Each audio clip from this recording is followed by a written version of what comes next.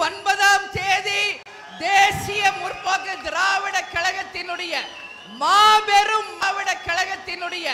மாபெரும் மாநாடு நடத்தப்படும் என்பதை இந்த செயற்குழு பொதுக்குழுவிலே உங்களுக்கு நான் அறிவிக்கிறேன். அதே போல வெகு விரைவிலே 234 தொகுதிகளுக்கும் தொகுதி பொறுப்பாளர்கள் அறிவிக்கப்பட்டு அடுத்த தேர்தலில் தேசிய முற்போக்கு திராவிட கழகம் வெற்றி கனியை பறிக்கும் என்பதையும் இந்த நேரத்திலே உங்களுக்கு நான் சொல்ல கடமைப்பட்டிருக்கிறேன். அதே போல அனைத்து கூட்டணியை பத்தி நீங்க எல்லாரும் எதிர்பார்ப்பீர்கள். மிக முக்கியமாக உங்களுக்கு இந்த செயற்குழு பொதுக்குழுவிலே நான் சொல்லணும்.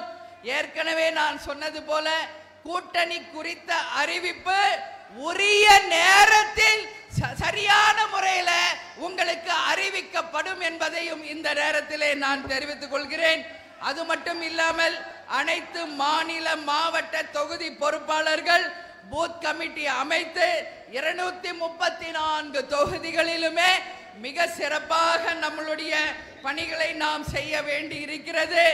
அது மட்டும் இல்லாமல் இன்றைக்கு உங்கள் அனைவரையும் நான் கேட்டுக்கொள்வது, வெகு விரைவிலே தமிழ்நாடு முழுக்க 234 தொகுதி பொறுப்பாளர்களை அறிவித்த பிறகு தமிழகம் முழுவதும் நானும் விஜய பிரபாகர் அவர்களும் தலைமை கழக நிர்வாகிகளும் தமிழகம் முழுவதும் பட்டி தொட்டி எங்கும் சுற்றுப்பிரயாணம் வந்து கழகத்தை சந்தித்து உங்கள் அனைவருக்கும் நிச்சயமாக ஒவ்வொரு கிராமம் முதல் 234 தொகுதிகளுக்கும் வருவோம் என்பதையும் இந்த நேரத்தில் நான் தெரிவிச்சுக்கிறேன்.